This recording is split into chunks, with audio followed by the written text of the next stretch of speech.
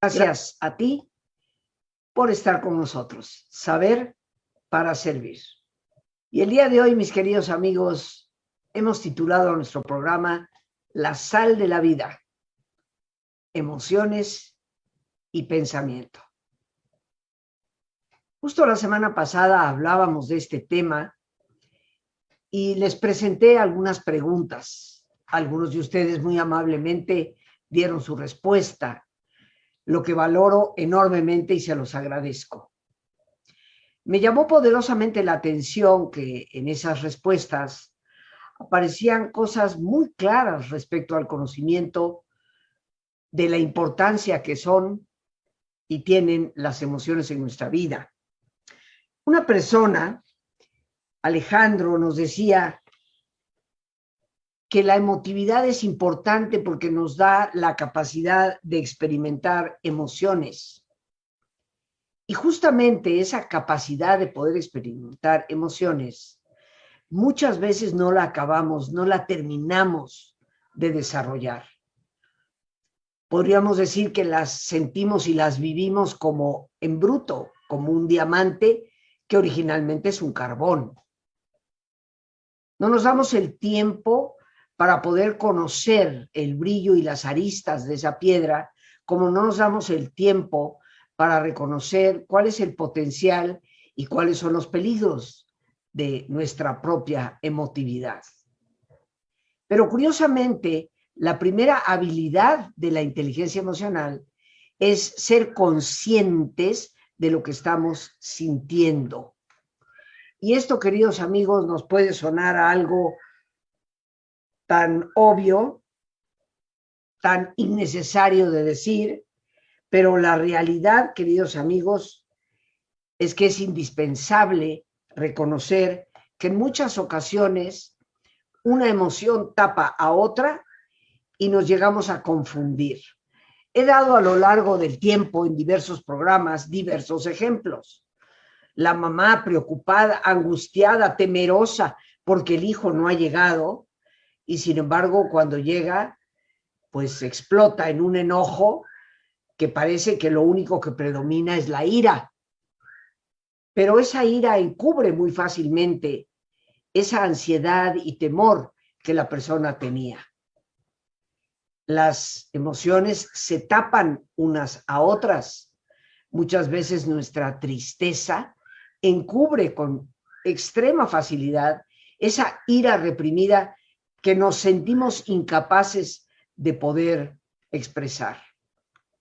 Ser conscientes de lo que verdaderamente sentimos es un arte, podríamos decir, que requiere de estrategias para poder comprender mejor ese encubrimiento emocional, por así llamarlo, que las emociones hacen entre ellas mismas. Una persona, Nancy, nos decía, para mí la emotividad significa disfrutar de cada momento de mi vida con alegría, satisfacción y agradecida por cada logro del día a día.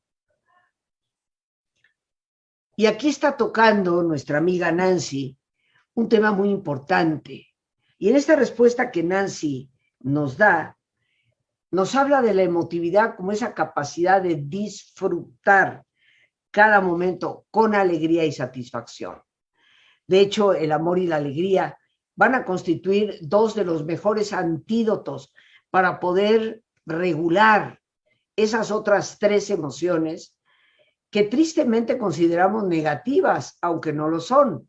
Cada una de ellas, como lo he dicho en varios momentos, varias ocasiones, son un mecanismo para sobrevivir y por lo tanto son necesarias. Sin embargo, cuando nos dejamos abrumar por ellas, ciertamente que nuestra vida se torna un poco gris, por decir lo menos.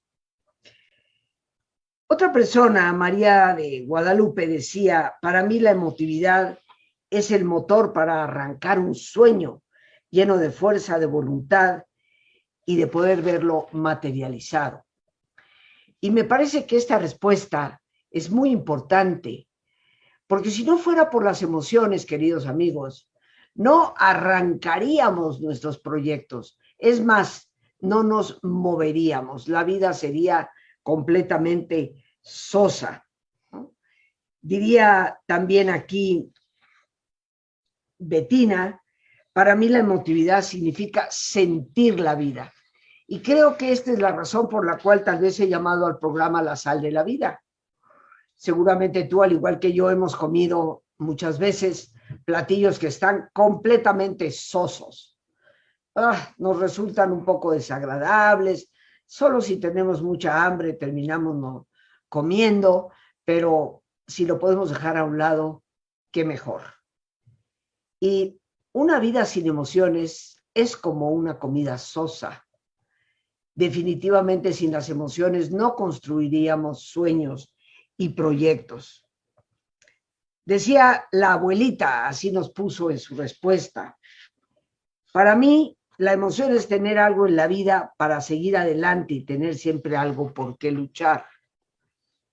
Este comentario me parece que habría que subrayarlo.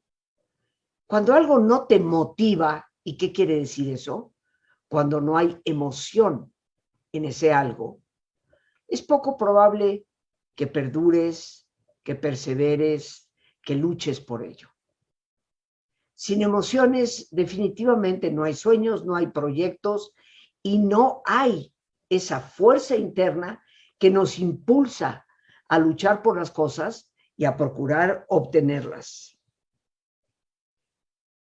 Nos decía también Ana María, el pensamiento a veces como que nos resiste a darle permiso a que las emociones sean plenamente vividas. Y aquí entramos en parte del tema que hoy trataremos a profundidad, porque pensamiento y emoción son como una mancuerna, pero definitivamente el pensamiento no debemos de concebirlo como eso que nos inhibe. El pensamiento es lo que nos ayuda a regular cuando sabemos manejarlo. Y finalmente quiero retomar de Maribel, que nos escribió en el chat del Facebook: la emotividad es como la relación entre el pensamiento y la emoción. Y es que las emociones son el primer estímulo y el pensamiento viene después de este. En parte tiene razón, por supuesto. Sin embargo, queridos amigos, si nosotros lo dejamos así a secas, podríamos pensar que la emoción es la que surge espontáneamente, es la auténtica, la verdadera, y el pensamiento viene a encubrir, a tapar, y no es así. Entonces hoy me quiero permitir compartir con ustedes una muy breve presentación que preparé exclusivamente para nuestro programa. Si ustedes me permiten, voy a compartir mi pantalla. Y bueno, la sal de la vida, emoción y pensamiento. Y tenemos aquí una escena, porque así lo he querido representar, de una familia que comparte, y aunque algunos me dirían no deberías de haber puesto ese salero en la mesa, no es lo recomendable, pero está ahí como ese símbolo de la sal que sazona lo que comemos, las emociones, lo que sazonan el diario vivir. Sin esa emotividad, ciertamente que no podríamos tener a este grupo de personas departiendo con esa sonrisa, con esa particular alegría, con ese gusto. Todos hemos presenciado las comidas familiares, cómo las emociones que permean el corazón de los que ahí están, también permean esa mesa. Los rostros, el hablar o el silencio de los que participan. No saber manejar nuestras emociones es en el fondo no saber manejar nuestra vida. Y aunque sí, efectivamente, cuando nosotros recibimos un estímulo, lo primero que nos llega es la emoción, el pensamiento juega un papel determinante. Una imagen simplemente representativa de cómo en el centro de nuestro cerebro, por debajo de lo que es la corteza, está el sistema límbico, aquí representado por ese corazoncito. En ese sistema límbico se maneja la emotividad. Y hoy yo quisiera procurar explicar de una forma sencilla, accesible, cómo es que funciona todo este andamiaje, esta relación entre el pensamiento y las emociones. Y para esto hay que comprender cómo funciona nuestro cerebro. Porque indudablemente que aunque quisiéramos decir que todas las emociones están aquí en el corazoncito, es el cerebro el que ciertamente las produce. Hoy, sin embargo, sabemos que hay una muy significativa red neuronal de células nerviosas en el corazón, en donde hoy también apunta la ciencia a que en el corazón sentimos. Pero lo que sabemos totalmente comprobado es que la emoción, venga del corazón o de la cabeza, va a ser procesada en esa parte interna de nuestro propio cerebro. Y vamos a ver aquí la representación. He querido poner una imagen de lo que es el sistema límbico. Aquí tenemos un cerebro cortado por la mitad. Tenemos al lado izquierdo lo que es propiamente la corteza frontal. La parte de atrás, la zona occipital de nuestra cabeza, con esta protuberancia en un color diferente, que es el cerebelo. Entonces, haz de cuenta que al cerebro, a mi cerebro, mi cabeza la partes por la mitad, le quitas este lado, estás viendo el otro lado desde dentro. Y aquí podemos percibir lo que es el sistema límbico. Para que no queden dudas, esta imagen es bastante simple. El cuerpo calloso, vamos a empezar por donde dice cuerpo calloso, es precisamente un cableado grueso que une a los hemisferios. Cada uno de nuestros hemisferios es individual, no están juntos, pero están unidos por un cable, aquí representado por mis pulgares, que se llama el cuerpo calloso. Y a través de esos cables es que el hemisferio derecho se comunica con el hemisferio izquierdo y viceversa. Bueno, aquí lo que vemos ahí es cuerpo calloso, que no es parte del sistema límbico. El área que se llama septal, pero donde sí nos interesa ver y detenernos es en el tálamo. Esta estructura, que tampoco es parte del sistema límbico, pero que conforma como el gerente de nuestro cerebro. Es el que va a poder distribuir la información como el gerente general de una empresa. El hipotálamo, que es una glándula muy importante, está en el sistema límbico y es la glándula de la supervivencia. Es la que nos ayuda a regular las funciones fundamentales para sobrevivir. Correr, luchar, comer y tener relaciones sexuales para poder reproducirnos. Si no tuviéramos ese impulso reproductor, pues ya nos hubiéramos extinguido definitivamente. Entonces, si no comemos, nos morimos. Y ante el embate de los riesgos que la vida nos da, ante ese mamut al cual se enfrentaba el hombre prehistórico o ante los problemas que tú y yo enfrentamos, tenemos que correr o luchar. Hoy sabemos que hay ciertas circunstancias que no nos permiten ni una ni otra y por lo tanto el estrés se acumula, pero ese no es nuestro tema propiamente el día de hoy. La amígdala. La amígdala, queridos amigos, una estructura sumamente importante que podríamos decir es la gran reguladora de nuestra emotividad. Mesencéfalo significa el cerebro medio. Pero aquí las estructuras que nos interesan son el tálamo,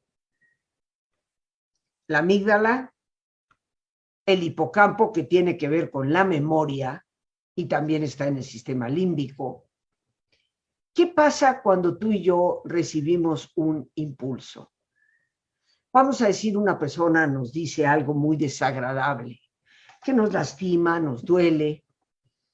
¿Qué pasa en nuestro interior?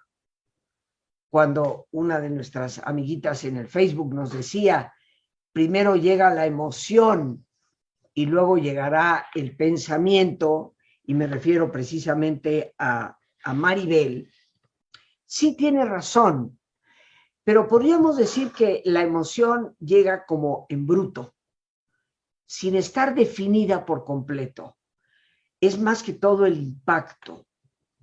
Ese impacto que tú y yo recibimos por algo que viene de fuera o, dicho sea de paso, por algo que nosotros mismos generamos. Porque yo de la nada me puedo poner a pensar que tal persona no me ha llamado por teléfono porque tiene algo en contra mía, sin tener yo evidencia ni base para pensar o decir semejante cosa. Sin embargo, con solo el hecho de darle vuelta en mi cabeza a esa posibilidad, puedo estimular el enojo. Todo estímulo, ya sea de fuera o de dentro, va a llegar a la zona del tálamo, porque ese es el gerente, ese es el que maneja toda la información y la distribuye a los diferentes departamentos, como en una empresa. Y inmediatamente que esta información llega al gerente general, va a emitir su señal de lo que está recibiendo a dos estructuras. Una de ellas, la amígdala, que tenemos aquí abajito, pero si ustedes se dan cuenta, está relativamente muy cerca del tálamo. Y el otro sitio donde va a enviar la señal es a la corteza frontal. Pero esa está más lejana. Y aunque el estímulo sale simultáneamente, es obvio que la amígdala, al estar más cerca, recibe el impulso antes que lo reciba la corteza frontal, que es donde nosotros determinamos nuestra conducta. Te lo pongo en una especie de historieta porque creo que eso nos ilustra. Imagina que una exótica secretaria de unos 75 de estatura, con una cabellera rubia exuberante, con un escote pronunciado y una minifalda, llega hasta la gerencia de una empresa a solicitar el puesto de asistente del director general. El gerente es el tálamo, el director general es la corteza frontal. El tálamo recibe el currículum de esta persona con su fotografía, cuerpo completo, por supuesto, para entregarlo a dos áreas que son necesarias: la dirección de personal y el director general. Así que va a mandar el expediente tanto a la corteza frontal, director general, como al área de recursos humanos, la amígdala. Pero resulta que la persona que maneja la amígdala, los recursos humanos, es la esposa del director general. Y la carpeta le llega primero, porque su oficina está prácticamente pegada a la del gerente. En cambio, el gerente tiene que mandar una personita a que recorre el pasillo para llevarlo hasta la dirección general. Te podrás imaginar que antes de que el director tenga la posibilidad de abrir esa carpeta con ese currículum, ya la amígdala gritó. Sin embargo, ¿quién toma las decisiones? El director general. Este ejemplo te lo pongo para que entendamos el por qué es que primero tenemos el impacto emocional. Simplemente porque la amígdala está más cerca al tálamo. Pero son fracciones de segundo en lo que llega esa información a la corteza frontal de nuestro cerebro. Y ahí es donde tomamos decisiones. Ahí es donde se genera el pensamiento. Podríamos, por lo tanto, decir y ahora comprender tal vez mejor algo que en ocasiones les he comentado. Ese impacto emocional que sentimos de entrada es como un cerillo que se enciende. Pero es nuestra corteza frontal, el pensamiento, lo que pensamos respecto a lo que sucede, lo que puede convertirse en agua para apagar el cerillo o en gasolina. conformando así un enorme incendio. Y aunque el primer impacto sea emocional, es la corteza frontal la que decide. Esto es muy importante tomarlo en cuenta, queridos amigos, porque a veces decimos, es que la emoción me gana, es que es más fuerte que yo. Ninguna emoción puede ser más fuerte que tú, puesto que tú la estás produciendo en tu propio interior. Y tú eres el único que puede alimentarla para que conforme un incendio que te consume, o eres el que decide atemperar y arrojando un poco de agua, apagar ese cerillo para poder valorar la situación de manera correcta.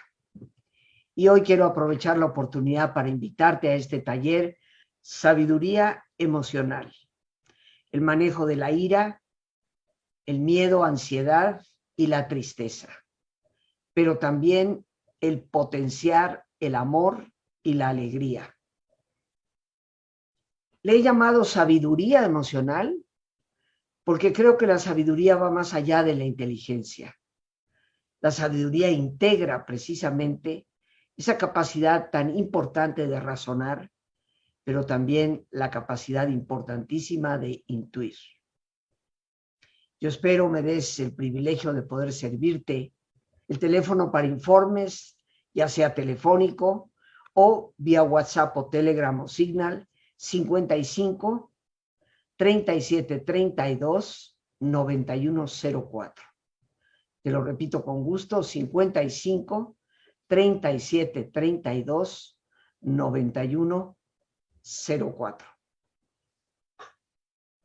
En varias ocasiones las personas me han preguntado por qué no simplemente llamarle inteligencia emocional. Pero quiero que nos recordemos todos que hay habilidades fundamentales para la inteligencia de las emociones. La primera es ser conscientes de lo que realmente estoy sintiendo, como lo dije al principio del programa. La segunda es la capacidad de autocontrol. Es esa capacidad de tener mecha larga y no mecha corta. La tercera es precisamente la emotividad, la motivación. Y la motivación la determinamos tú y yo a través de nuestros pensamientos, cómo pensamos. Y la cuarta es la empatía. Pero esa capacidad de poder percibir cómo se siente el otro no nace de un razonamiento, nace de una sintonía, podríamos decir, de nuestro corazón. Y creo que la sabiduría es la que incluye esta completa realidad. Un tema que he trabajado durante varias décadas, desde prácticamente la década de los 80 hacia inicios de los 90, y que por supuesto hemos venido actualizando conforme existe cada vez mayor cantidad de información. Sí, la emoción es lo que de primero sentimos, pero nunca debemos olvidar que es el pensamiento el que puede convertir a esa emoción en una pista para reconocer riesgos, para valorar personas, o puede convertirlo en un incendio que no solamente daña a otros, sino que nos devora a nosotros mismos. La sabiduría emocional constituye un conjunto de estrategias efectivas que nos ayuden a saber canalizar esa poderosa fuerza de la emoción, porque indiscutiblemente que son no solo mecanismos de supervivencia, sino la sal de la vida. Si queremos una vida con sazón, las emociones tienen que estar siempre presentes. Cada una de ellas sirve un propósito. La ira nos ayuda a poner límites para que no abusen de nosotros e inclusive poner límites para defender cuando se abusa de otros. El miedo nos sirve para ser prudentes y preservar la vida. La tristeza para reflexionar cómo la vida cambia a raíz de una pérdida y definitivamente las piezas en el tablero tienen que moverse de otra forma pero para eso la reflexión es indispensable. Y tenemos, después de estas tres, amor y alegría. Con estas conformamos las 5 emociones básicas del ser humano.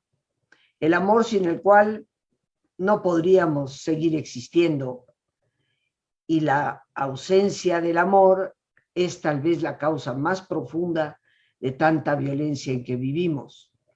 Y la alegría, sin la cual la vida se convertiría en un perfecto fastidio. Saber gestionar, canalizar y manejar nuestras 5 emociones básicas es lo que nos hace verdaderamente inteligentes. Dejemos de pensar que la inteligencia se puede limitar tan solo a la capacidad matemática y verbal, que es lo que mide el famoso IQ. No, nuestra inteligencia va más allá. Y lo más importante para que la vida tenga buena sazón son la relación que tenemos con nosotros mismos y las relaciones que tenemos con los demás. Por eso, aprender estrategias como lo estaremos haciendo para el manejo emocional no es un lujo. Es la mejor herramienta que podemos tener para vivir mejor. Así que te estaré esperando, te repito con gusto el teléfono 55 37 32 91 04. Con gusto te estaremos atendiendo. Por hoy, las gracias a Dios por este espacio que nos permite compartir. Las gracias a nuestra extraordinaria productora Lorena Sánchez. Y gracias a ti, el más importante de todos. Gracias por tu paciencia al escucharme y por ayudarme siempre a crecer contigo. Que Dios te bendiga.